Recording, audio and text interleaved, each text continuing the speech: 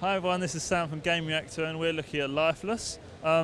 So basically, Lifeless is a massively multiplayer survival game. How does it distinguish itself from other survival games?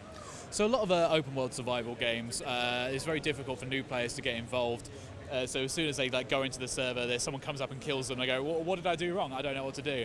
So one key difference that Lifeless has is when you play the game, you pick from one of two different factions, and people in your faction can't kill you. So it kind of gives you that built-in kind of sense of teamwork straight away, because you're picking a side, and you've got a kind of a common enemy and a common friend. This is a game with infected or sort of zombie-esque creatures. What form do these zombies take? Are they the fast runners? Are they the slow runners? What kind of zombies are we looking at? So there's kind of two different zombies in the game at the moment. One is kind of relatively, they're not quite slow, they're kind of I would say like a medium speed. You can sort of back away from them quite easily, but sometimes they do have jumping attacks, and if you want to get away from them, you're going to need to sprint. And there's a recent zombie that's been added to the game, which is like a screamer, which will hide from you, and actually will, if you get close to it, you'll scream quite loudly and distort your vision, and will kind of bring other zombies closer to you. So you want to try and take him out without him kind of attracting other attention.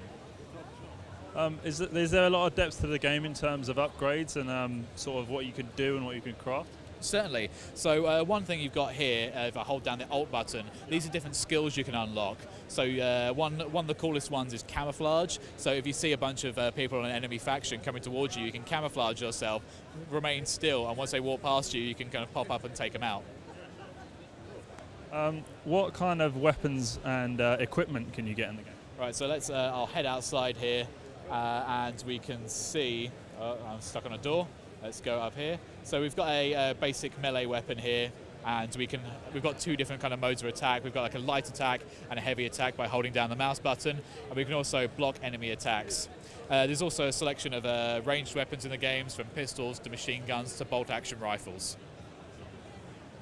Tell us a bit more about the world of the game, because it looks quite domesticated, but sort of a bit like rural at the same time. Yeah, so we're setting the fictional town based in a version of Maine in America called Stillwater Bay.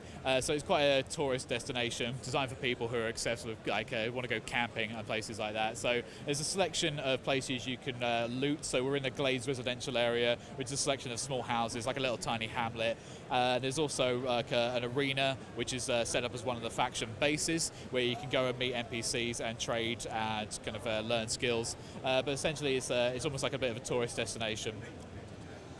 How big is this map for the players to explore? And So it's going to take you around 20 to 30 minutes to kind of get from one end of the map to the other. You've got very limited stamina, so you can only sprint for a short amount of time.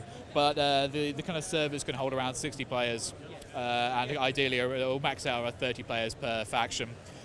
So you can get quite intense, and there's quite a lot of areas where, say for example, up here, if you hear people on your faction go, "There's people up here," or you see like a flare go up which only your faction can see, you go, "Right, I know there's enemies there, or there's stuff to be found there." So everyone can crowd from this side of the map to head over there to try and take out the enemy for you. Is the narrative of the game centered around these factions? Essentially, yes. So as the game's in early access at the moment, there's still more things to come, but they want to have player-driven quests and kind of dungeons and things they want to add into the game. But there's one PvP event, which is a loot drop that will fall from the sky, and the factions have to go and rush and grab that loot drop and take it back to their faction base, and by doing that, you'll be rewarded with currency in the game. And how long has the game been in early access for? It came out, I believe, in April. I may need to double-check that, but it's...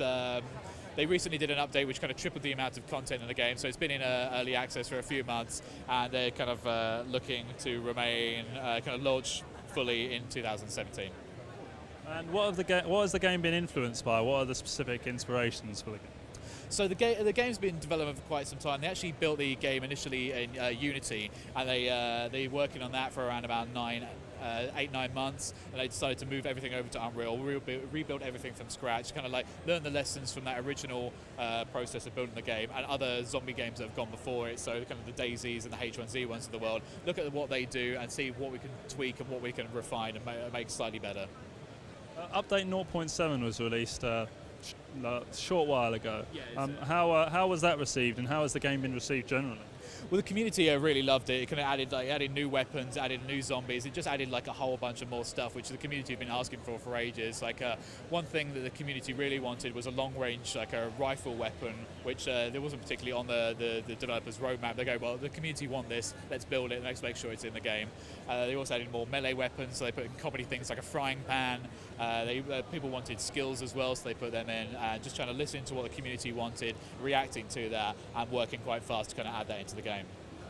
Is the game set for PC or any other platforms as well? At the moment it's just PC, but when the game's further in development, it's built in Unreal, which is pretty easy to kind of put onto consoles, I think, so that could always be an option in the future. Thank you very much for your time. Thanks, sir.